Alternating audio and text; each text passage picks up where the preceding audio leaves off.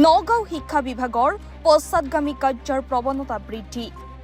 নৱম শ্ৰেণীৰ শিক্ষাৰ্থীৰ নাম পঞ্জীয়নত ব্যাপক দুৰ্নীতি। কাঠফুলাৰ দৰে গঢ়ি উঠিছে বিদ্যালয়। ঘৰৰ বাৰাণ্ডাত ৩ আলি ৪ আলিৰ চকত স্থাপন কৰিছে বিদ্যালয়। কিন্তু নাই কোনো কাগজ পত্ৰ, নাই কোনো বিভাগীয় অনুমতি বা স্বীকৃতি। কোনো এজন ছাত্ৰ ছাত্ৰীৰ নাই পেন নাম্বাৰ। এনেকুৱা অজস্ৰ শিক্ষানুষ্ঠান আছে এতিয়া নগাঁও জিলাত।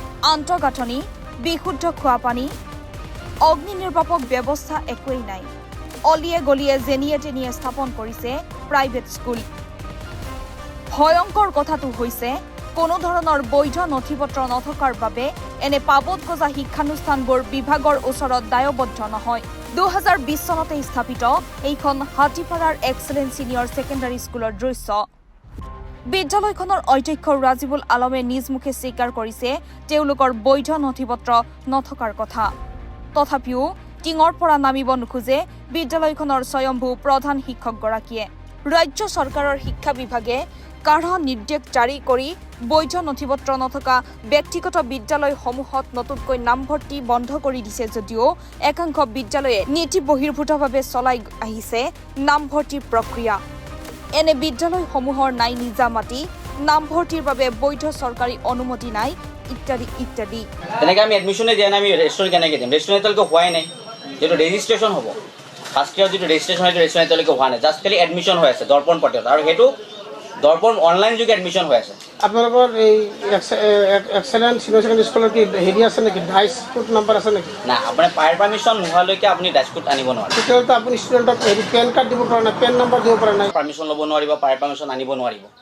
তো মই ভাবোঁ যিটো নগাঁও জিলাত চলি আছে বা আপোনালোকে যি প্ৰতিখন স্কুলত গৈ আছে, মই ভাবোঁ গোটেই অসমত এইটো হ'ব লাগে। গোটেই যদি বন্ধ হয় গোটেই অসমৰ শিক্ষানুষ্ঠান বন্ধ হ'ব লাগে।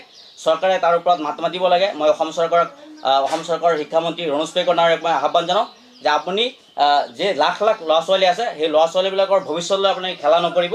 আপোনালোকে এটা নিৰ্দিষ্ট সিদ্ধান্তত উপনীত হওক যে এখন স্কুলে বেলেগ এখন স্কুলৰ আণ্ডাৰত ৰেজিষ্ট্ৰেশ্যন কৰিব পাৰিবনে নোৱাৰিব। যদি নোৱাৰে গোটেই অসমৰ স্কুল বন্ধ কৰি দিয়ক। কেৱল নগাঁৱত কিছুমান দালাল চক্ৰই যি ৰাজনীতি কৰি আছে এইটো লৈ পেলাই কিছুমান শিক্ষানুষ্ঠানক টাৰ্গেট কৰি লৈছে, আৰু সিহঁতে বিচাৰি আছে সেই স্কুলবিলাক সিহঁতৰ ওচৰত যাক গৈ পেলাকক মোৰ পাৰ্মিশ্যনটো ওলাই দিয়ক। সিহঁতৰ সঘনাই IS অফিচত যোগাযোগ হয়। IS অফিচত দিনত ৩-৪ বাৰকৈ যায়, গুৱাহাটীত মাহেকত 20 দিনকৈ যায়। কোনোবা কোনো CCTV ফুটেজ আপোনালোকে চেক কৰিব, চেক কৰি পেলাই চাব কোনকেইটা দালাল চক্ৰই কণ্টিনিউ গুৱাহাটী আৰু নগাঁও জিলাৰ যিটো IS অফিচ আছে এই দুয়োখনতে সিহঁতে অহা যোৱা চলি থাকে, আৰু সিহঁতে বিচাৰি আছে এখন স্কুলৰ পৰা সিহঁতে পইচা বিচাৰে পাৰ্মিশ্যনৰ নামত, আৰু এনেকুৱা বহুত দালাল চক্ৰ চলি আছে, সিহঁতে বিচাৰে। জুৰিয়াৰ পৰা আছিকুৰ ৰহমানৰ প্ৰতিবেদন, দি নৰ্থ ইষ্ট।